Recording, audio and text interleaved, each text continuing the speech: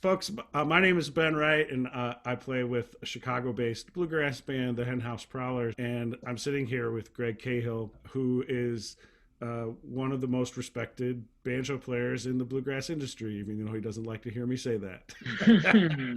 Yeah. And the reason we're doing this is because Special Consensus just put out a brand new album called Chicago Barn Dance.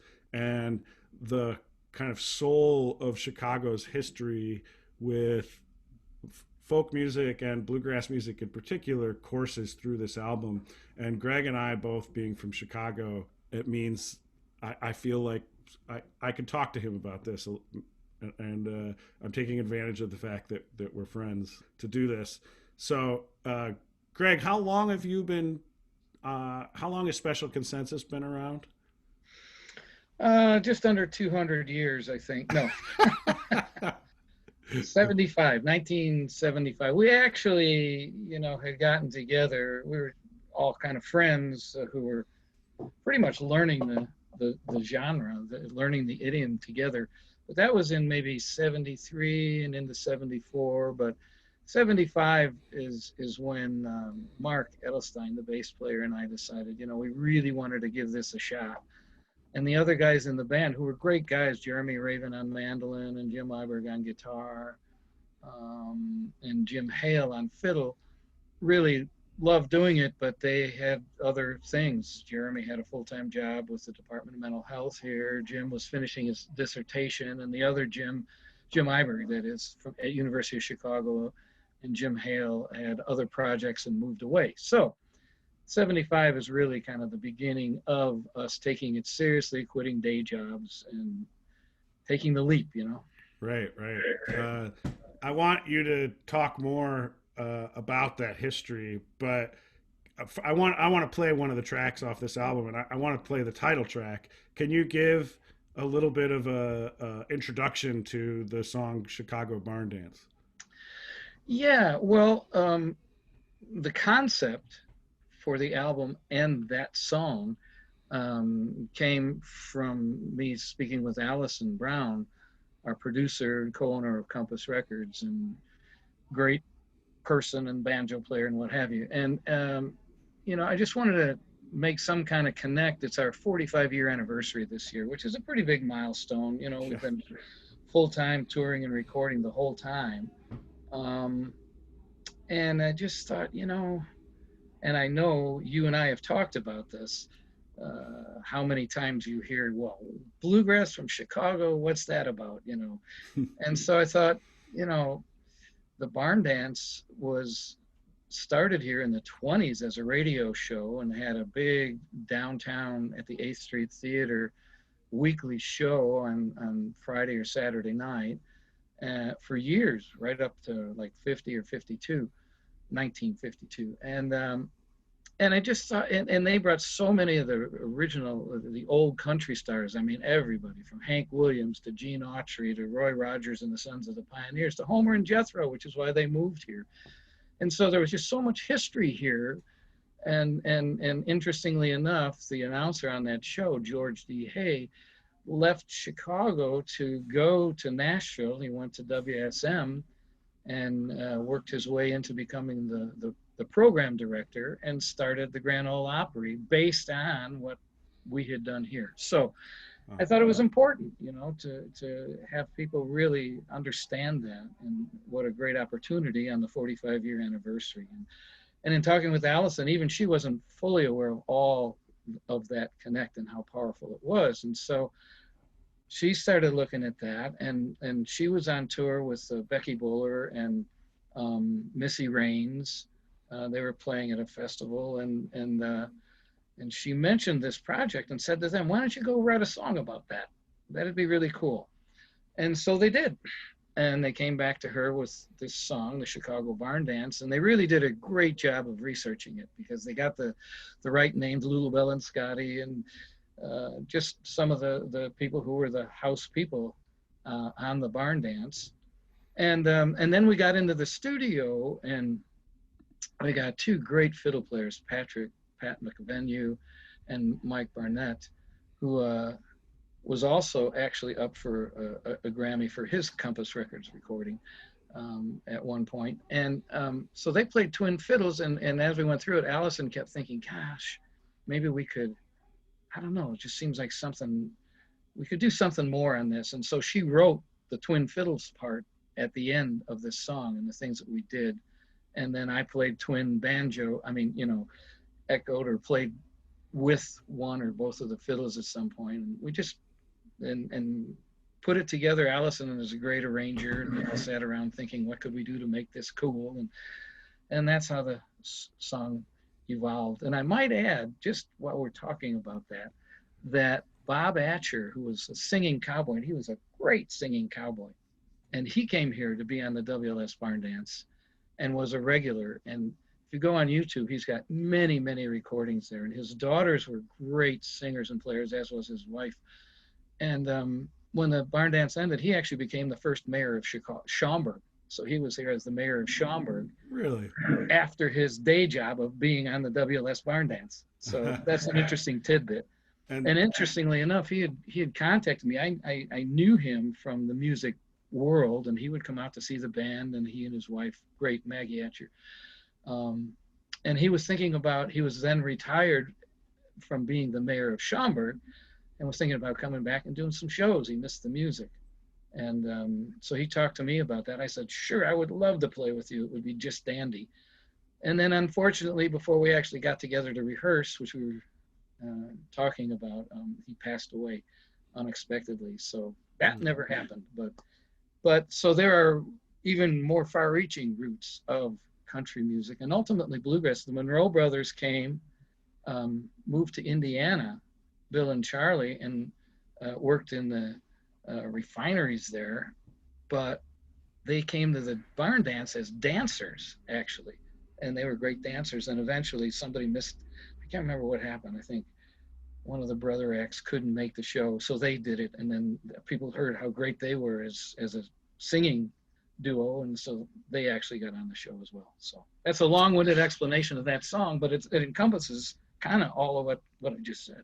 Before we play the track, I actually I found some pictures of the barn dance. And to me, I didn't know this history. I should have, but I really didn't until you started telling me about the album when it was in the concept stages. And I just want to kind of share these pictures I found from the barn dance that to me is so fascinating. Like, you don't, even guys from a bluegrass band in Chicago, it's easy to miss this stuff, and it's so cool. These flyers, I found this really old picture, looks clearly. Oh yeah, from these are great. Yeah, and a pin here, over 900,000 visitors club, National Barn Dance, super cool. And then a picture of the 8th Street Theater, National Barn Dance every Saturday night. Like, just super. People would go there and stand in line blocks and blocks, even in the dead of winter. It was the thing. It was the happening thing in Chicago. That's so cool.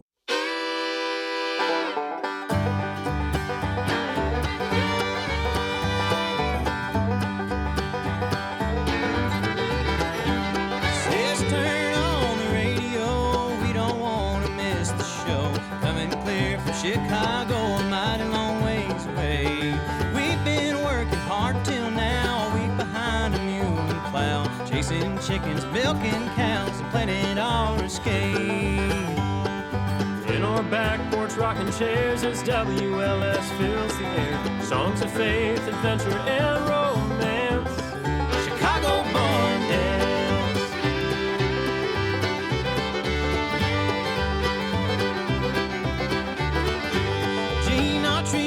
Western wear, Lula Bell and Scotty are quite a pair.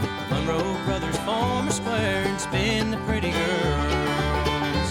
Red Foley and Brad Kincaid, a banjo picking Lily Mae. Patsy Montana steals the stage, a yodeling for the world. They say the line winds and snakes down Wabash and back up 8th. Have to get your tickets in advance. Chicago Barn Dance.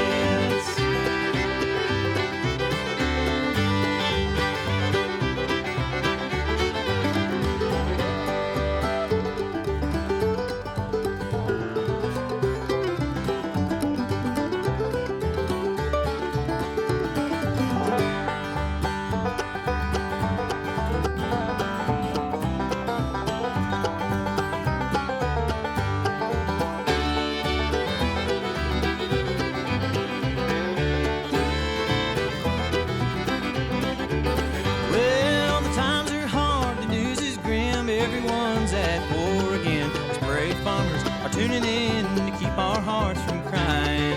We're taking this show on the road, evening papers told us so. All proceeds to the USO, bring rubber and scrap iron. Friends and neighbors gather round, let's get this old truck loaded down. We'll do our bit to help the best we can.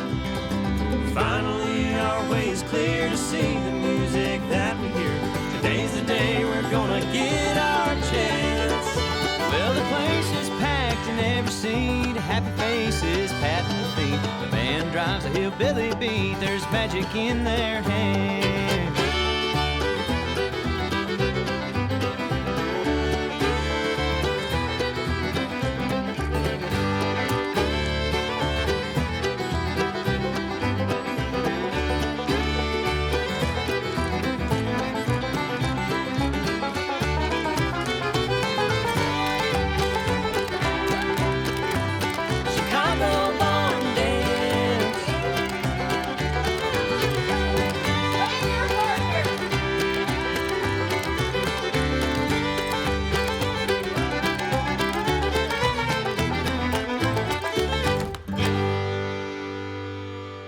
So, can you tell me a little bit about what it was like in Chicago in regards to bluegrass when you got your first banjo? Like, I guess start with your inspiration to start playing and what it was like here then. Well, I had the inspiration a little bit out of college, but then I went into the Army for 2 years. So I came back here, and it was in college that I first heard the Foggy Mountain Banjo album, and that's what really made me want to do that. And then when I was back here, you know, Beverly Hillbillies was on every week, and you could hear Scruggs playing that killer banjo. And I used to go to the University of Chicago, still has the University of Chicago Folk Festival, and it's usually the end of January, right, or beginning of February. And they had the real deal. I mean, they had the most traditional music, including bluegrass, that you could ever imagine was still happening. And so the guys that I ran into, I'd hear guys playing in the hallways outside the theater, you know, in the main building there. And I started roaming around there and seeing all these great bluegrass players. There was a band called the Greater Chicago Bluegrass Band. And Richard Hood, the banjo player, I hooked up with him and took a couple lessons from him. And then, and he just guided me on, hey, here are people you should listen to, and I'd get the records. And then I spent the whole time dropping the needle, slow down from 33 to 16, you know, and went to my first festival with him in Livonia, Georgia, where you just pack a bunch of peanut butter and jelly sandwiches and a couple pillows and some beverages and go in the cooler and don't plan on sleeping much, which we didn't. But then the scene in Chicago, once we had formed the Special C and started playing in some of the pubs, and it was the coolest scene. So if you would go to Fullerton and Lincoln Avenue and walk north on Lincoln Avenue and go all the way up underneath the railroad tracks, the L tracks, to where the Green Mill is. I don't even know if they call it that anymore. Not the Green Mill, I'm sorry. I can't believe I can't think of the name of it, but I will. Okay. Deja Vu. Deja Vu is what it was called. And there were so many clubs on that strip. Just the Wise Fools was a little south of Lincoln Avenue, and so was Kingston Mines, the original Kingston Mines, right across from the Children's Hospital. And that guy, Doc Pellegrini, really loved bluegrass and featured it. And he was really a good person. He was a dentist or a doctor that made his life goal to help poor people, and was a doctor to them. The only problem is that sometimes he didn't have money, and he, let's just say, checks didn't go through sometimes. So it got a little tedious with old Doc. And the building was old, and eventually the roof fell through in that building. Thank God nobody was there. And that's when somebody else bought the name Kingston Mines and moved to where it is today on Halsted. But it was a big bluegrass spot, and that's how I saw Don Sternberg. He was there with his brother and the band they played in, Morgan Brothers. Morgan Brothers. Yeah. There wasn't anybody named Morgan in the band, and there were no brothers. Well, Don and John were brothers, but anyway. But then if you went north on Lincoln Avenue, north of Fullerton, there was a club called Orphans on the corner, and they would have rock and roll and sometimes folk and country during the week. And then up the street just a little bit, next door almost, a couple doors up, was Holstein's, where Ed and Fred Holstein had opened the club. And it was all about acoustic music. And they had a lot of bluegrass. That's where I'd see Newgrass Revival a lot. But all the bluegrass bands would go through there. And then up a little further from there was Somebody Else's Troubles, which the Holsteins were involved in with Steve Goodman, whose album at the time was called Somebody Else's Troubles. And they would have mostly folk and just duos and trios, but sometimes they'd have some bluegrass, or we just go in and play. And then there was the Deja Vu, which was underneath the L tracks, and we would play there like once a month on the weekend, bluegrass music.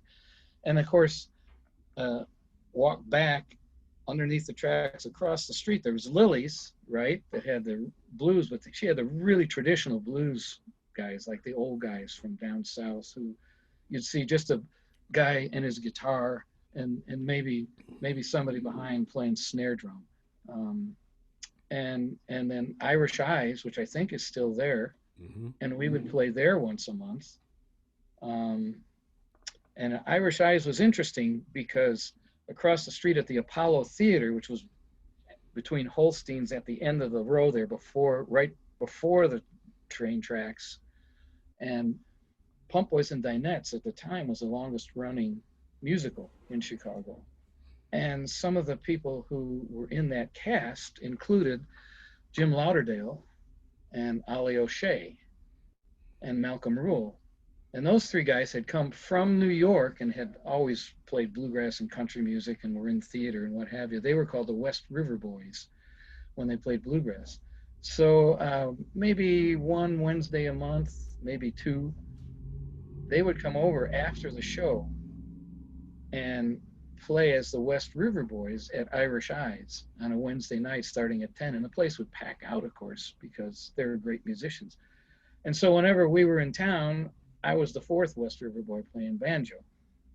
And then when I wasn't there and we were on the road even more frequently, Paul Kramer, who was in the band in the early 80s when Chris Jones was in the band, stayed in town. He was trying to work on being a songwriter as well as playing in some of the country pubs. So he would be the West River Boy, the other West River Boy playing mandolin if I wasn't there playing banjo. So there was music every night of the week. And as I always said, you could park your car around Fullerton, one side of Fullerton or the other on Lincoln Avenue, and just walk and go club to club. And every night there was country in one pub, rock and roll in another, jazz in another, bluegrass in another. You know, it was a great scene.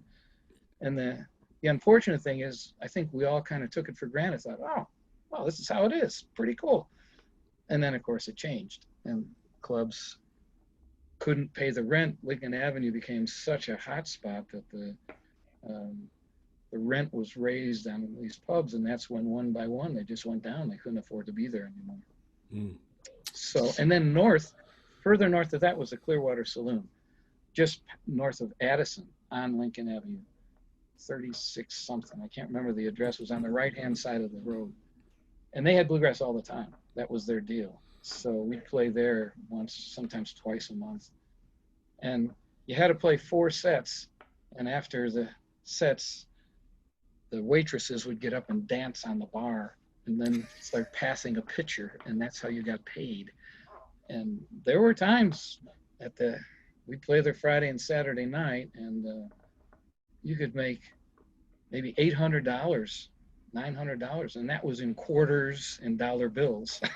So it'd take you an hour and a half to count the money at the end. Mark Ellis and I sat there counting the money.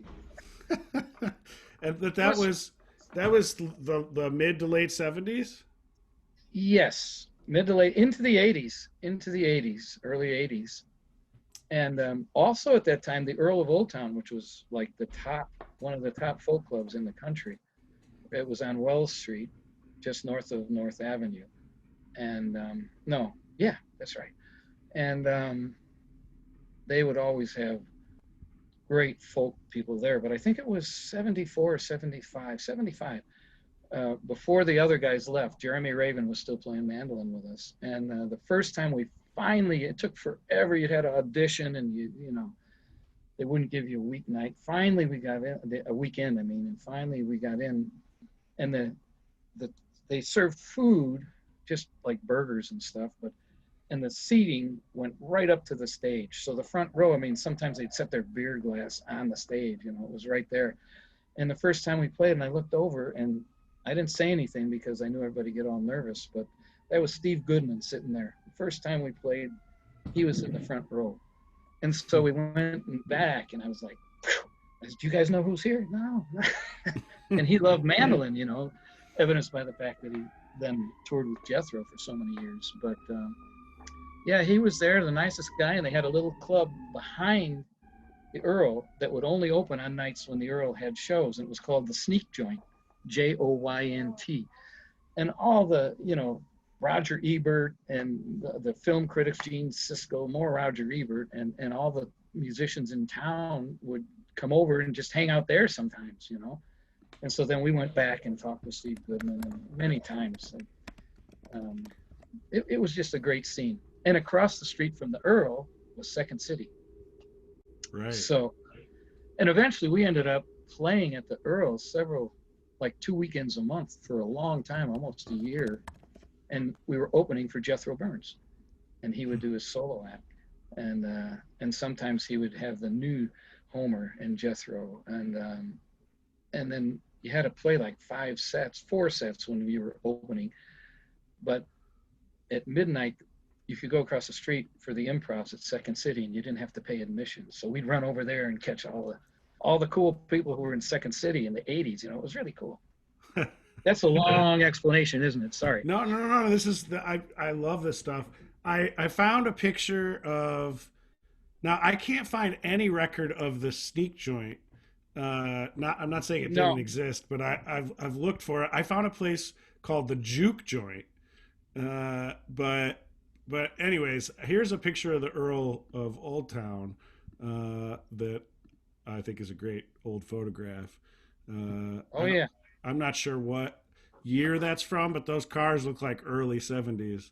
And if you walk down that alleyway, you wouldn't even know it was there unless you knew it was there. And then there was a little side door that you could either go into the Earl or you could go into the Sneak Joint. And then, wait, there's more.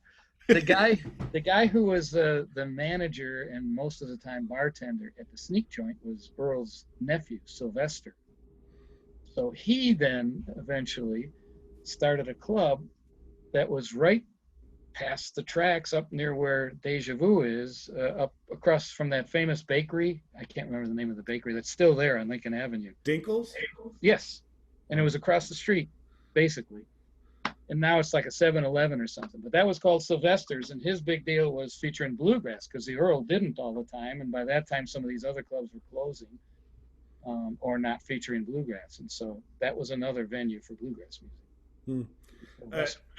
It's so clear to me that it was a different time. And I mean, I can't imagine a scene like that even 20 years ago when I started playing. There was no one focal point in the city to go hear music. It was spread out all over the place at venues, not on streets, you know. Well, I think the reason for that is that there weren't hardly any clubs in the suburbs. So you would get this concentrated bunch of venues and music places, and people would drive in from the burbs from everywhere and park their car and go to one club or another, what have you. And then as more and more suburban clubs started popping up, that's when that scene started not being as, it was still always pretty strong, but nothing like it was in the early or mid 70s to the early 80s. Yeah. I want to share some more pictures here from cool. from early band stuff. So there's the Earl of Old Town. I found this picture. Oh yeah, that's the '90s right there. Yeah, is that right? Yeah, Uh, it's Marty I, Maroney on guitar, Darren Wilcox on bass, and Keith Bauman on yeah, mandolin. yeah. I'd never seen a picture of Keith. Keith's a fantastic multi instrumentalist who lives here in Chicago, and yeah, I've never seen this picture either. Oh, well, there's a guy who's still around, Rick Gardner, Rick and Mary Gardner. Mary passed away, unfortunately, but they had a beautiful house, and he was a professional photographer. And he would take the pictures of bluegrass bands for free. He was just such a supporter of the music, and it's probably because he was a great guy because he was a banjo player. And but he would take pictures, but 90% of the time, like when we were on tour, the only time to do that would be after a gig at like 2 in the morning. And we used to play in Austin and Houston like regularly, like at least once a month. We'd go through there. Well, not that often, maybe 3 or 4 times a year, but that's a whole other story. And this picture, that's the background that he had. And you'll notice the circles under my eyes are about 30 feet deep because we hadn't slept. And we'd get there and play the club, and then we'd go to his house for pictures. It was rough, but he took beautiful pictures. And there was a time I think he has a website, Rick Gardner Photography, and it probably has a lot of these pictures of all the bands.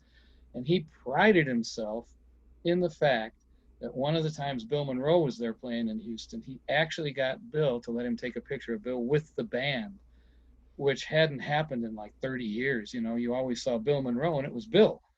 But he convinced Bill he ought to just try it once to have a picture Wow, of Bill with the band. And I don't know if Bill ever used it or any of his agencies, but Rick sure has a great picture of that. that's cool. I found this is when is this from? That's right around 81. Wow. So Mark Weiss, the guy on the right, sitting up with the hairdo, was the second mandolin player. He replaced Jeremy back in '75 when we started touring. And of course, that's Chris Jones, young, lean Chris Jones, who had moved here from Suffern, New York to be in the band, first professional touring band he was ever in. But he had played with Barry Mitterhoff and some of the really great players out east. And Mark, of course, and me. And yeah, that was about 81. That was yeah. Did you Right did after you tell Mitch me how did you audition Chris Jones? Well, that's an interesting story. This was the only time ever I put an ad in Bluegrass Unlimited saying we needed a guitar player, and put my contact info. And we got several responses to that, which surprised me. But Chris called, and his folks were divorced. His mom was a pretty famous actress in New York on off-Broadway shows and some Broadway, and was in the movie Matewan, and a couple others. And his dad lived out in New Mexico. So once a year, he would take the train from New York to New Mexico to go spend some time with his dad. And so we worked it out that he took the train from New York to Chicago, and he had about an 8-hour layover. So on this one particular day, he worked it out to have it happen on this one particular day. We were playing school programs up north of Chicago. I think it was in Lake Forest or somewhere. And we had a morning school program and an afternoon school program with a couple 2.5 hours in between. So after we finished the morning school program, I jumped in the van and barreled downtown to Union Station, and ran in, and we only had pictures, and I recognized him, he recognized me, grabbed him, put him in the van, and we drove right back up. And that was his chance to see how we did a school program. And then we auditioned him right there, and just had him sing a few songs, and he was just such a great singer. I mean, it was there, immediately. Mitch Corbin, who's a phenomenal guitar player and singer, who lives in Florida now, was our guitar player. And he just stood there and listened to it, and he said, "Well, guess you guys don't need to look for anybody else, do you?" So, nope. So, and after that, we were on a time schedule because his other train was leaving. So we only played 3 or 4 songs, and that was it. And I drove him right back, raced back downtown to get him in time to catch his next train to New Mexico. I love that story. And he was in the band for quite a while. I mean, several years. He lived with a guy named Alan Shaw, and they had an apartment, like a second floor apartment. Golly, I can't. It was up on Glenview Road, or I can't remember. Rogers Park area, and okay. They had the strangest thing. They had the TV on a shelf by the front window of the apartment. And one night there was a terrible storm here, well, as happens in the summer, and a lightning bolt came right in through the window and zapped their TV. And so we just thought, wow, that was weird. Chris was known for having, sometimes I'm known for having not the best luck, and he was kind of known for that too. So weird things like that would happen to him. And then there was one point a few years later where he left the band. He went to go play with Dave Evans, and did that. And we didn't know if it was going to be for a summer or forever. So I hired Eddie Walsh, who was the first touring guitar player in the band. And Eddie, you hired Eddie back. Hired him back for the summer because he was in law school. That's why he left the band. Mm-hmm. And by the end of the summer, Chris was ready to come back. So he did. And he went right back to the apartment with Alan Shaw. And by God, about 2 months after he did that, a bolt of lightning came through the window and zapped his TV. So it happened twice in the same place. So the old thing about lightning never strikes the same place twice. Not for Chris. That's great. I love little stories like that. I've got a couple more here. I'm trying to get us. Let's see here. Oh, there's another photo from that era, huh? Yep. That is. Wait a second. That is Paul Kramer playing mandolin. Okay. That's Paul Kramer playing mandolin. Chris on guitar, Mike on bass, and me on banjo. And was that your PA right there? Oh, yeah. In fact, I think I still have those monitors in my garage. Or something like that. Just in case. I love that. Here we go. Okay. Who's this? Well, on the left there, as we look at the screen, mandolin, that's Tim Wilson, who was in the band for 4 or 5 years and moved back down to Austin, Texas, where he lives. On the bass is Scotty Salick, who's in Indiana, and he became a big-time professor there. I think he's in Bloomington, actually, at the university there. And that's young Robbie Folks there on the guitar, and me. So this would be probably 87, 88, because then we released an album called A Hole in My Heart in 89, and Rick Gardner, aforementioned photographer, took all the photos for that. So there is, that's who was on A Hole in My Heart right there in 89. So that's a great album, by the way. I just heard it for the first time a couple of weeks ago because it's not easy to find because it's quite a few years old, but it's a fantastic album. Robbie Folk went on to have a really great career himself because he's an incredible everything. And this is a good segue back into Chicago Barn Dance. He wrote the second track on that. And I love that song. I'm going to play it here, but what can you tell me about that song? Well, Robbie and I've stayed really good friends over all these years, and he has been so successful. He's just phenomenal songwriter as well as singer and player, and just a brilliant guy. Yeah. And I used to play some of the shows at the Hideout with him when he would do the duos on Monday nights, and I saw him last summer. We played the festival in Michigan, Wheatland, and he was there with Linda Lewis and his band, and we always get to chatting and having a good old visit. And I told him about the recording, and I said, you know, it'd be really cool if you wrote a song about it, because you lived in Chicago for a long time. He's just fairly recently moved to LA, you know. And I said, that would be really great. And he said, oh man, I would love to. I just don't know, man. I'm so slammed. You know, he was, because he would tour with Linda Lewis, and then he'd put together a different band to do this, and he has solo gigs, and he just stays really busy. But then he sent me a note a couple of weeks later and said, yeah, well, I might be able to. So what's the theme? And I told him the theme, you know, the Chicago Connect and all that. And then about 2 weeks after that, I got a call from, or a message from him. And he said, has anybody ever written a song about Bill Monroe in the first person?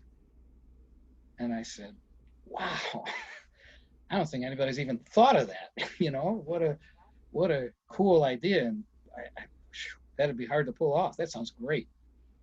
And so he wrote this song. And, you know, it was intended, he wanted to just have one of the guys in the band sing it. And when I told him that it was going to be the new mandolin player, Nate, he said, oh, that's perfect, the mandolin player singing this song, because it's talking about Bill and Charlie moving up to Indiana, Gary, and coming on the barn dance, and the start of his career, it's not the cross-eyed boy.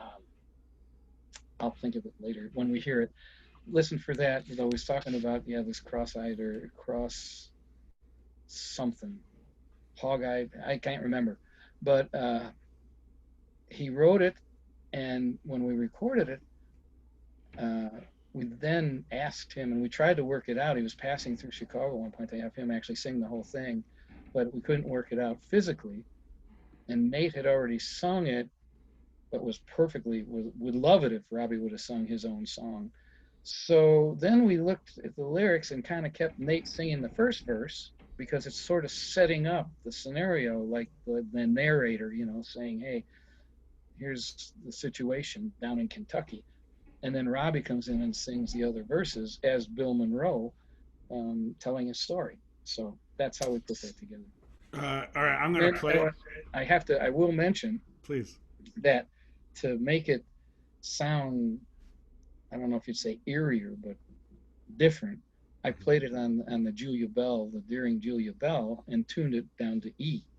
So you could get that low growl on there. And it's in the E minor, actually. So I was playing in E minor, which would have been like playing in G minor, really.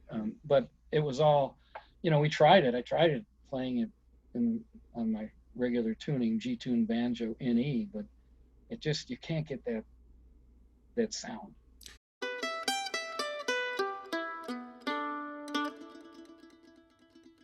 There's no work back in the hills of West Kentucky, only what'll break your back or kill your brain. There's no place in Illinois for a hug-eye country boy, a busted dream or two and he'll be on the southbound train. Well, I traced the path my brothers laid before me, swapped the red dirt for the oil on my shoes. Now my eyes burn from the steam, and the fiddle haunts my dreams. And the lonely song it's playing is called the Chicago Blues. Can't you see the dusty northern skies, and can't you hear the freight trains rolling through? When your heartaches never end and you can't go home again, you know you're sinking in the Chicago blues.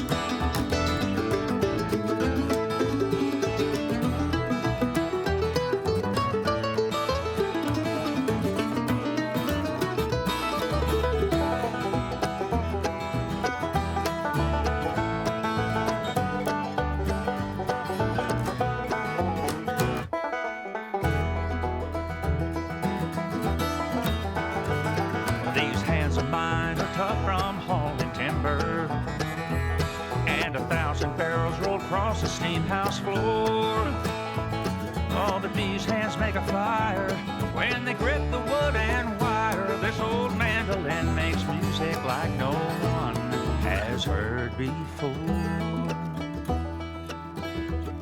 And each evening as the sun slips down the skyline, I send some lonesome blues into the night. And somewhere beyond the skies, I see a curtain rise.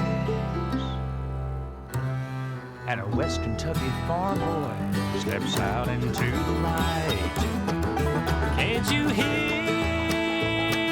the hard times in his song? You can tell by that he's paid his dues. And that Kentucky boy was me back in 1933, just knee-deep in the East Chicago blues. Can't you see the dusty northern skies? And can't you hear the freight trains rolling through? When your heartaches never end and you can't go home again, when you worry yourself awake like a string wound up to break. Boy, that's a kind of blues you may never shake. Then you know you're sinking in. Oh, you're drowning in the Chicago blues. It's just astounding to me. And the way I was trying to think of was when we heard it in the studio, we had the words and just hadn't looked, but is when I thought he was saying hog-eyed, because hogs are cross-eyed, but he said hug-eyed. Now, who would think to talk about somebody who was cross-eyed and call him a hug-eyed young boy? Wow, you know, that's just one little tiny example. So we tried to do all these little, you know, part of it instrumentally where Nate did it real quick on the mandolin, so then I did it on the banjo, and then right as the singing comes back in one of those choruses, Rick does it on the guitar. So we just kept trying to keep these little subtle things going, you know, through it. Yeah, and the very end there where he talks about the curtain opening and he steps out, and it's just like one of those, when I first grasped what the song was about, my heart just kind of like, I know, it's leapt out of my chest, man. Yeah. It's Me too. Such a good song. Me too. And that's why then Nate comes in again for just a little bit there as the narrator again, saying this is what happened, and then Robbie comes in with that haunting, and that, you know, man, it was me, you know. It's like, I want to play another track here, which I also think is just so incredibly mixed or well arranged, and there's some banjo stuff in this that just made the hair on the back of my neck stand up. This is made Lakeshore all out. This is Lakeshore Drive. Give me a little introduction before I play it here. Well, this was a song that was really popular in Chicago back in the day, like probably 70s, 80s, and still gets played on all the oldies stations, and it became pretty national. Actually, it was very well known, and Aliota Haynes and Jeremiah were really good guys, and trying to make it, you know, break into that big national scene, but never quite did.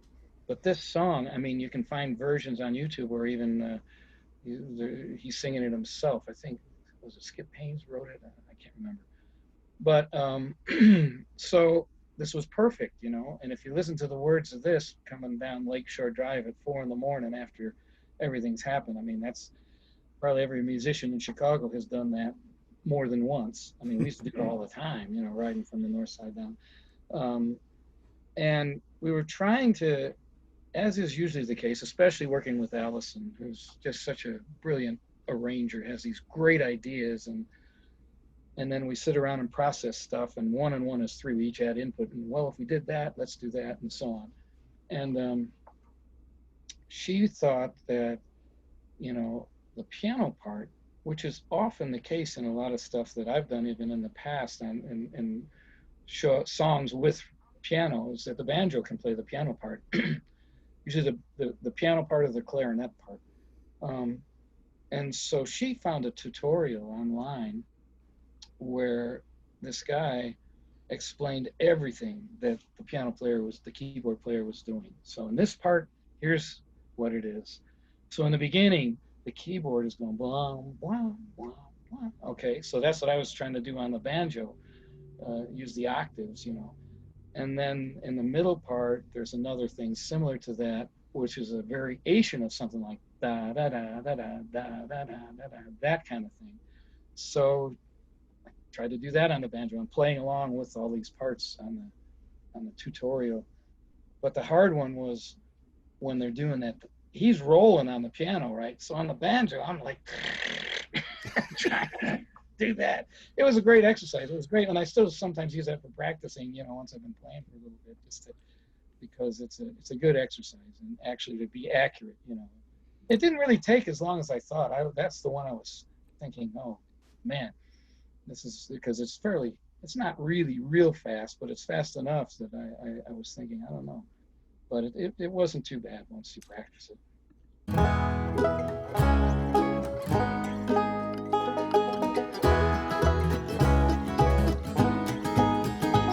There's a road I'd like to tell you about that lives in my hometown. Lakeshore Drive, the road is calling, it'll take you up or down. From rags on up to riches, 15 minutes you can fly. Pretty blue lights along the way to help you ride on by. The blue lights shining with the heavenly grace to help you ride on by.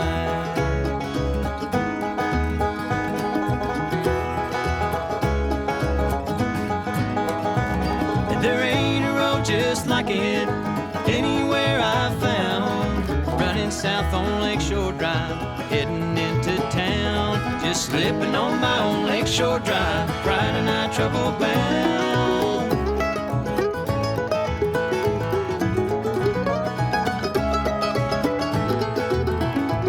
It starts up north from Hollywood, water on the driver's side.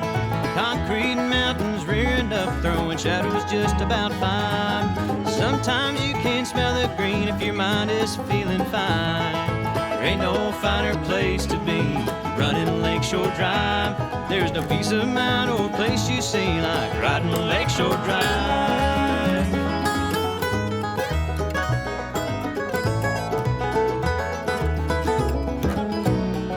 And there ain't a road just like it anywhere I've found. Running south on Lakeshore Drive, heading into town. Just slipping on my own Lakeshore Drive, riding I trouble bound.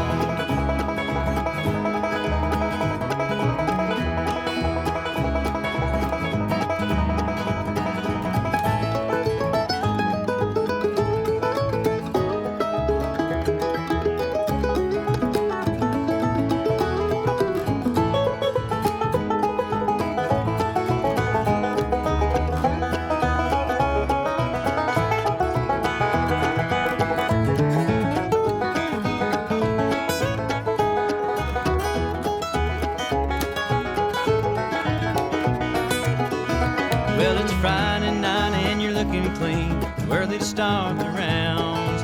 10-minute ride from the Gold Coast back. Make sure you're pleasure bound. And it's 4 o'clock in the morning and the people have gone away.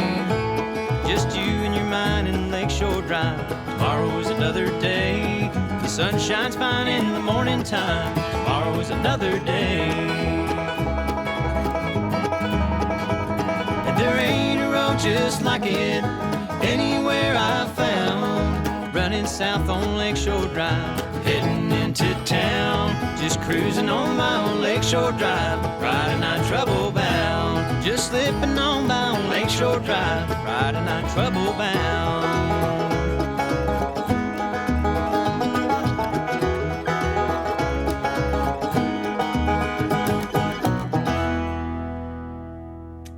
I want to mention here real quickly that if you want to buy this album, you can get it at specialc.com, and you should,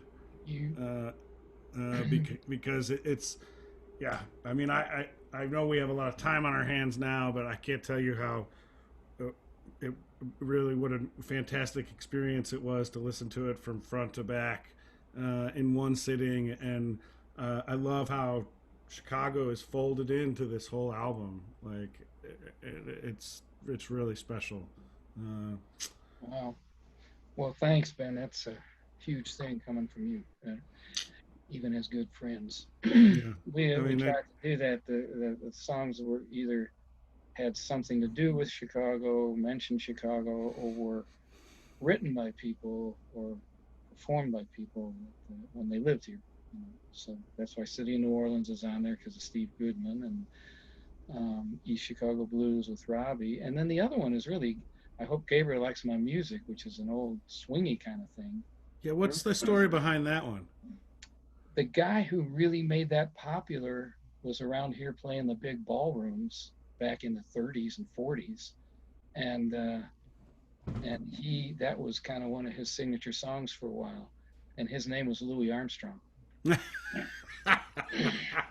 So you go.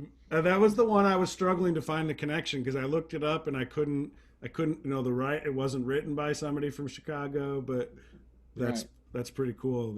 That's the connect. He did it, and we actually learned it from Mike Dowling, who's a phenomenal, just a phenomenal jazz guitar player, acoustic. Well, he can play electric too, but he used to live in Chicago for a long time back in that 70s, in the 80s era, and then he moved to Wyoming, where he did have camps just at his play. He bought a big spread and had people come for guitar camps that he ran. He's very great. He played with Jethro some when he was around, and played with just all kinds of people. Randy Sabine. He's just a great guy and a great player and singer. And so he was teaching at Midwest Banjo Camp last year, as were myself and, well, was it last year or 2 years ago? Yeah, it was last year. Rick and the whole band was there that one year. And I was sitting with Mike on the porch just playing some tunes, and he just started playing that. And I just, wow, I thought that was so cool. And Rick happened to walk out and just thought it was such a cool song. He ran in and got his guitar and I went, come on, we got to play it again, right? So we played it, and Rick and I both right then and there said, oh man, we got to record that one. So That's cool. I'm not one to avoid talking about what we're in, even though it'll date this interview pretty badly if someone tunes in. But I mean, obviously, we're in the middle of the COVID lockdown, and it's been tough on all of us as musicians for sure. But it's, I think, particularly been tough on Chicago because we lost one of the most incredible musicians to ever come out of this city, and that's John Prine. And you've told me some. Can you remind me of the connection that you had to him early on in your career? I think I personally will find it a little cathartic to hear that story again. Well, back in the 70s, from about 75 to 82 or 83, there was a club on North Sheridan Road called Minstrels. And it was right when you came around the corner by the other unit. It was a university for women, which is now part of Loyola. Geez, I can't remember the name of it now. But you came around the corner and before the L tracks, and it was on the right. And that's when the big Granada Theater was there, which was beautiful and so ornate, and people like Al Jolson and all these old time. But anyway, so now it's called, I think, Granada Square or Granada Strip Mall or whatever. But anyhow, that's where Minstrels was, and there was a club upstairs and I know a Greek place right next door. We'd always get the gyros before we played, but we played there every Monday for about 7 years. And a guy named Bob Hoban, who was really involved in the bluegrass scene, really knew bluegrass music, knew a guy named Rick Ryman, who was a great banjo player who used to live around here. And another guy, Wally Friedrichs, a really big guy, banjo player. And these guys all would hang out together, and they would drift in and out when we'd play on Mondays, and so it became a thing where people would just come and sit in. And it was great for us because the club was open from 9 till 4, and we had to play like 5 sets. I think we played 9, 10, 11, 12, yeah, something like that. So when people came in, sat in, it was big fun. You know, we could use the late night hours for rehearsal, but also just had fun. And so these guys used to come in, and then eventually Bob Hoban would bring in other folks, and that's how I met Angie Barrios, who was a great drummer, and he would come in and play snares with us often. And Johnny Burns, Jethro's son, who was actually an electric guitar player, but he'd come in once in a while and beat on the old acoustic. Um, and those guys eventually morphed into the John Prine band. When John started, you know, he was a solo artist for a long time and songwriter and singer and what have you. And he was from Maywood, outside of Chicago, and so he lived here. And then as John really was hitting his stride and popularity and decided he needed to be touring with a band, those were the guys in his band with a couple other guys. But so they would come in on Mondays, especially. The reason we did it on Monday is because we would often be on tour and we get home Sunday night or Monday morning. And that was a regular thing, like you guys did it, right? At the Red Line and a bunch of places you guys did it here. And so we did that. And that was also the reason that they would be in town, because they would play the weekends, and they lived in Chicago. So they would all come back to Chicago or have played in Chicago, and they'd be laying over until they left on a Tuesday or Wednesday for their next trip. So they come in the Minstrels just to play. And so it became a real hangout for musicians, all sorts of musicians. Mark Hannon Blues Band played there on Tuesdays. A lot of those guys would come in, and Jerry Grossman. Anyway, it was pretty cool. And so John would come in sometimes with those guys. And that's how I met him. He was really shy, the nicest guy. And he would just sit at the bar, and we had to really work on him to get him to come up and just sing a song, you know. He was just he kept saying, I don't know bluegrass music. So what? We'll just, come on, we can play your songs, you know.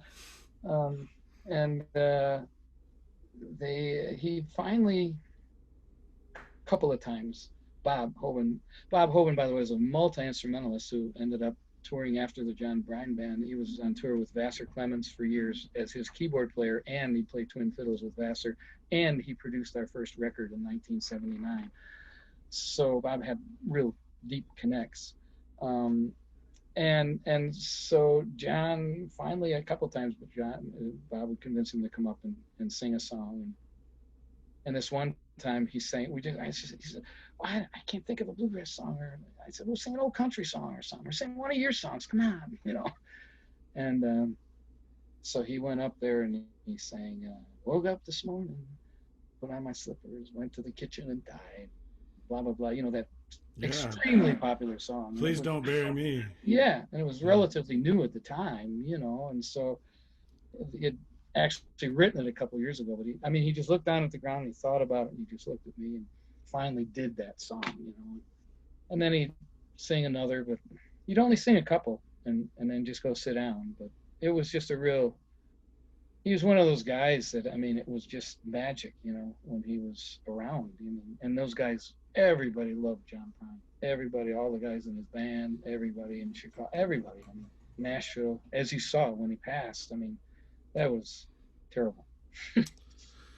Yeah, you know, it was, but it's also, I think, really important to be remembering things like that. And I definitely, I wanted that story to come out, because when you first told me that, it just sparked my imagination. And John Prine touched millions and millions of people's lives, and this comparison, this is going to make you uncomfortable, but you know, before getting ready for this interview, I was going through Facebook and looking for those photos that I shared, and I saw a million photos of people having their pictures taken with you. And while none of us could hope to have been as popular as John Prine, you've had a huge effect on the bluegrass scene, and people feel very powerfully about your playing and who you are as a human being.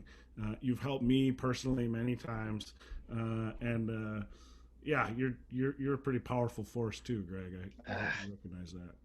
Well, See, that's fine. You don't have to say anything. We're gonna wrap it up here, but I can't encourage people enough to go to www.specialc.com and buy a hard copy of this CD, because let's face it, that's the only way that you and I make any money from recorded music these days, is to buy the actual physical copy of the album. So I strongly encourage people to do that. The artwork is fantastic. I really like you actually listed who performs what on each song on the CD, which is a lost feature nowadays, especially when you stream music. It's just like, wow, that banjo player sounds great. Who is that? Well, maybe I'll compare it to other albums and see if I can figure out who it was. Like, so I appreciate that you did that. There's obviously tunes we didn't play. Looking Out My Back Door by John Fogerty, where you guys almost jam out at the end of that song. Well, that was sort of fun, because now this is the 6th recording, Special C recording on Compass Records, the 5th consecutive recording produced by Allison. And so we're getting onto her tricks, which is great. Yeah, some of the arrangement things, what you're going to do behind this kind of singing, or what you're going to do there. And her thing is, I think I've said this before, but she's a fabulous producer, because she takes every song as if it was the album. It's like, what can we do to make this song really special and really stand out, and something really interesting that once you hear it, you're listening, it keeps your interest, And if there aren't any songs on to our ear by the time we're done with the recording, we've probably tossed I don't know how many songs, because we couldn't do that magic to it. But one of her things is key change. So the Looking Out My Back Door was the epitome of that, and we were all grinning, because it starts in what does it start in? B flat, and we end up going through 3 key changes. I think we're in C for a while, and then we're in D for a while, and then we go to E, and in addition to the fact that it was just fun, and Rob Ickes tears it up on the Dogo, but we were all grinning through that, just for that reason. It was like, wow. Yeah, and if you're gonna have Rob Ickes on your album, you should stretch it out as long as possible. Yeah, and give him the groove and let him just do it, Yeah. It's fun. Well, before we go. Yeah, please. Before we go, we got to talk about you. No, I'm gonna cut it out if we do. This isn't about me.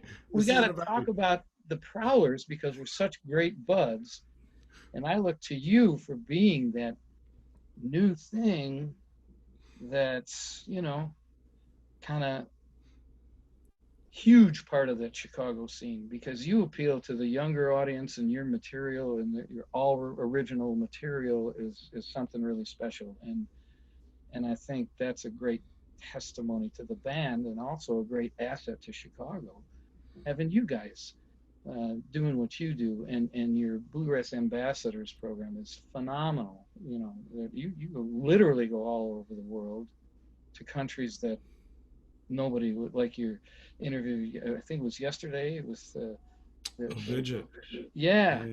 Holy cow. People from other countries that, you wouldn't think they'd even know what a banjo or a guitar is, Anyway, I just think that's great. And you guys have, as is our case with Nate, a new mandolin player. You have a new mandolin player too, and so we've got to come and see you guys and play another double bill or 10. That would be amazing. We have looked to each other over the past 10 years, I'd say, for support, and we've been there for each other, and I know we both appreciate that of each other. And, very much. And it's which is the really cool thing about bluegrass music, but also it's another really cool thing about Chicago, I think, you know. I mean, I'm thinking of back in those days we were talking about the 70s and the 80s and everything. It was such a, it wasn't, I mean, there is competition here and there, but it was, the feel of it was totally people of all, musicians playing every kind of music were just embracing each other, you know, and embracing the music. On any given night, if you played a club in Chicago, you could be guaranteed there were musicians in the audience. If you were playing bluegrass and they were blues musicians or rock musicians or whatever. I used to do duo things with Mike Jordan, you know, who became the guy in the Famous Potatoes. And I don't know, there's just so many connects.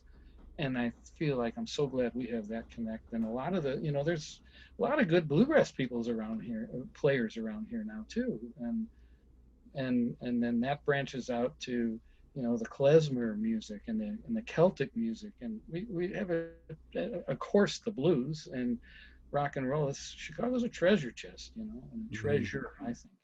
It's for the arts. So proud to be here and have made a connect, and proud that we're friends and doing it together.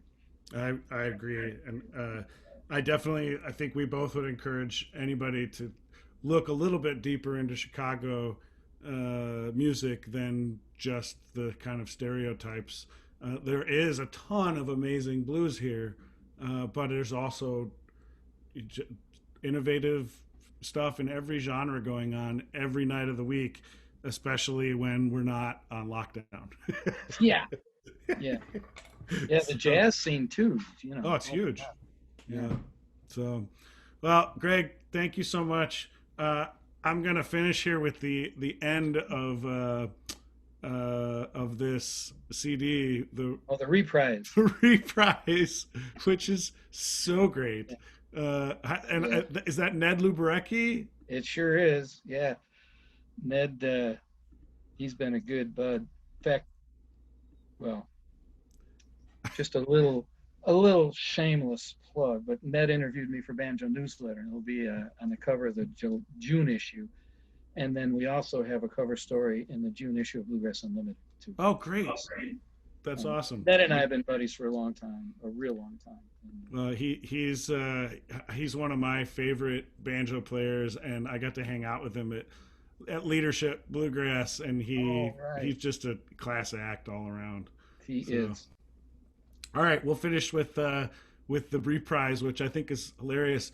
You must have been recording this on your birthday or something. That's no, really it's just part of the joke. And you know, somebody mentioned doing something like that, and I was just like, yeah, right.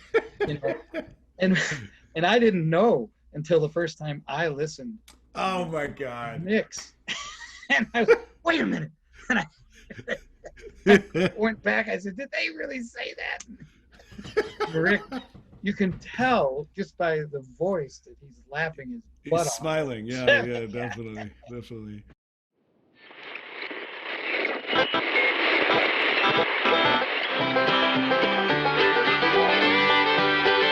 You're listening to Special Consensus on the Chicago Barn Dance, coming to you from the 8th Street Theater in downtown Chicago. We took this show on the road some 45 years ago. Came in clear from Chicago to play for you today. Chicago